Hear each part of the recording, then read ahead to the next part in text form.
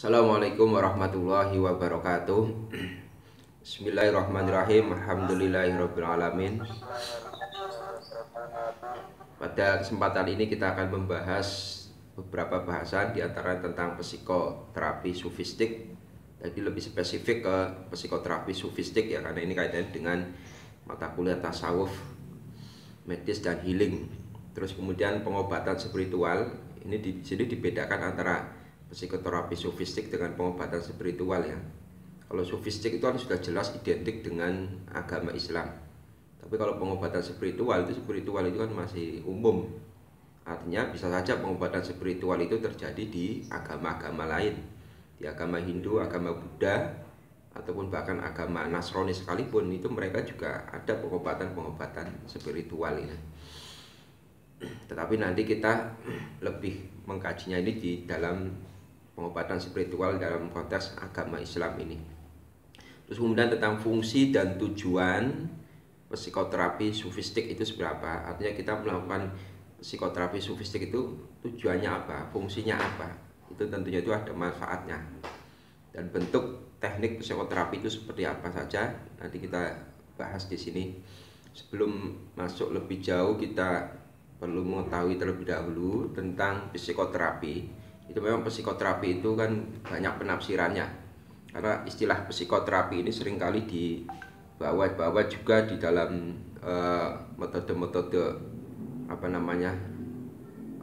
konseling juga itu ada istilah psikoterapi, bimbingan penyuluhan dalam istilah psikologi, dalam istilah psikiater itu juga sering melontarkan istilah-istilah psikoterapi.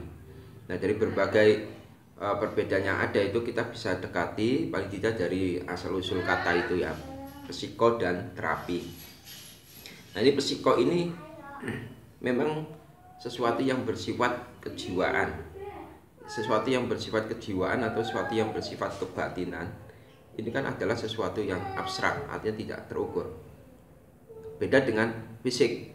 Kalau fisik itu tidak abstrak, artinya konkret. Fisik Anda itu mengalami sakit, luka, ataupun mengalami kegagalan fungsi fisik tertentu, itu kelihatan. Tapi ini berkaitan dengan psikis, ini adalah sesuatu yang abstrak ini. Atau orang biasa mengartikan psiko ini dengan jiwa ini.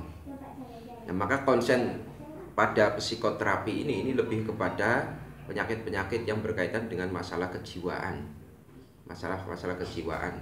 Nah, terapi itu sendiri itu maknanya itu kan ada orang mengatakan itu penyembuhan ya. Kalau saya itu lebih tepatnya ya pengobatan lah, pengobatan kejiwaan. Karena kalau secara akidah Islamiyah kita itu kan yakin bahwa yang menyembuhkan penyakit itu adalah Allah Subhanahu wa taala. Kita cuma hanya berupaya untuk mengobati saja. Jadi istilah-istilah dalam bahasa syifaun atau al-istisfa itu ya dimaknai dengan lebih tepatnya itu pengobatan secara akidah.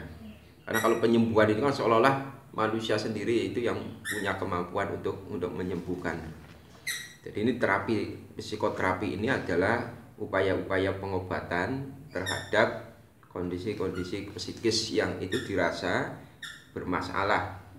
Artinya mengalami penyakit-penyakit kejiwaan di sini ya. Nah, ini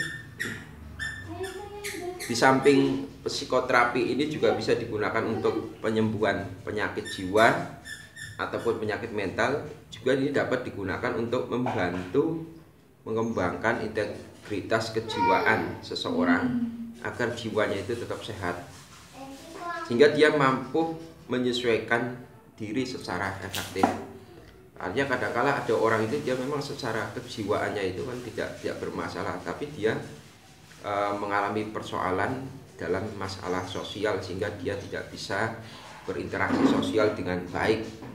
Itu sebenarnya itu karena pengaruh kejiwaan juga. Ada orang-orang yang misalkan minder, ada orang-orang yang dia itu lebih tertutup, ada orang yang kadang-kala dia itu memiliki persoalan, permasalahan, kemudian dia lebih menahan dirinya, tidak mau untuk diceritakan kepada orang lain. Nah, ini sehingga menimbulkan distres ataupun menimbulkan pergolakan di dalam jiwanya, sehingga dia tidak bisa mengendalikan jiwanya itu sehingga menjadi lebih baik itu ya. Nah, kemudian eh, psikoterapi ini melibatkan beberapa orang, artinya orang-orang yang memiliki kemampuan di sana. Artinya ketika orang itu mau menempuh pengobatan dengan jalan psikoterapi ini harus dipilih orang-orang yang memiliki kemampuan di sana.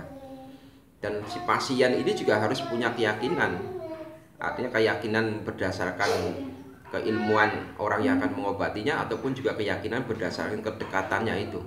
Maka langkah lebih baiknya kalau yang melakukan psikoterapi itu yang orang-orang yang di samping dia punya kemampuan keilmuan, juga dia juga punya kedekatan yang kuat di sana. Maka dalam psikoterapi sufistik itu misalkan ya, itu juga para sufi-sufi, guru-guru sufi itu menerapkan psikoterapi sufistik kepada murid-muridnya. Ada seorang mursyid itu dia punya ilmunya, punya kemampuannya. Nah, kemudian dia praktekkan kepada murid-muridnya. Nah, ini ada ikatan yang kuat, apalagi ketika seorang murid ini sudah berbaiat dengan gurunya sehingga dia punya kepasrahan kepada gurunya, kepercayaan yang tinggi. Ini akan lebih mempercepat untuk proses pengobatan terhadap kondisi kejiwaannya dia itu. Dalam istilah tarekat itu ya, itu ada yang namanya mudzakarah. Jadi mudzakarah itu ketika seorang murid itu mengalami kegelisahan, kemudian dia mencurhatkan segala persoalannya itu kepada gurunya itu, dalam rangka untuk mendapatkan solusi dari gurunya. Itu mudzakarah. Jadi seorang murid itu curhat kepada mursyidnya, ini saya kok ketika ibadah kok hati saya belum merasakan ketenangan, ketika menghadapi kehidupan ini saya selalu merasa was-was, khawatir terhadap rezekinya Allah, saya masih belum percaya dengan takdirnya Allah dan sebagainya. Itu kan adalah persoalan-persoalan yang berkaitan dengan keyakinan seseorang yang tentunya juga ini ada hubungannya dengan masalah kejiwaannya ini. Nah, nanti seorang mursyid ataupun seorang guru ini akan memberikan solusi di sana. Nah, ini ada beberapa hal yang disebabkan seseorang itu mengalami penyakit kejiwaan itu, diantaranya misalkan karena kegagalan fungsi kognitif. Kognitif itu apa? Fungsi untuk berpikir.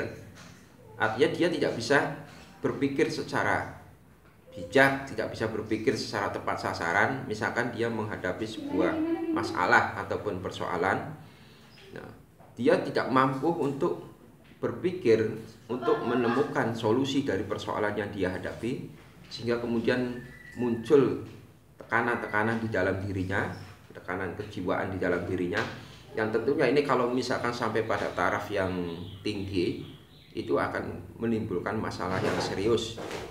Orang yang tidak bisa mengembangkan kemampuan kognitifnya di dalam menyelesaikan persoalan yang dihadapi, ini akan menimbulkan masalah. Kegagalan dia di dalam berpikir untuk menemukan solusi atas persoalan yang dihadapi ini juga merupakan salah satu persoalan kejiwaan seseorang.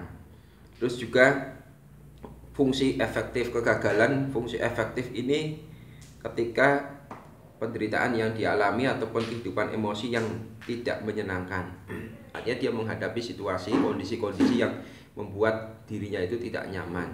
Mungkin tidak nyaman berada dalam sebuah lingkungan atau berada dalam sebuah komunitas, ataupun tidak nyaman ketika dia menghadapi sebuah masalah ataupun persoalan, atau mungkin bisa saja ada seorang mahasiswa yang merasa tidak nyaman dengan jurusan yang dia jalani sekarang ini. Itu adalah termasuk bagian dari persoalan kejiwaan.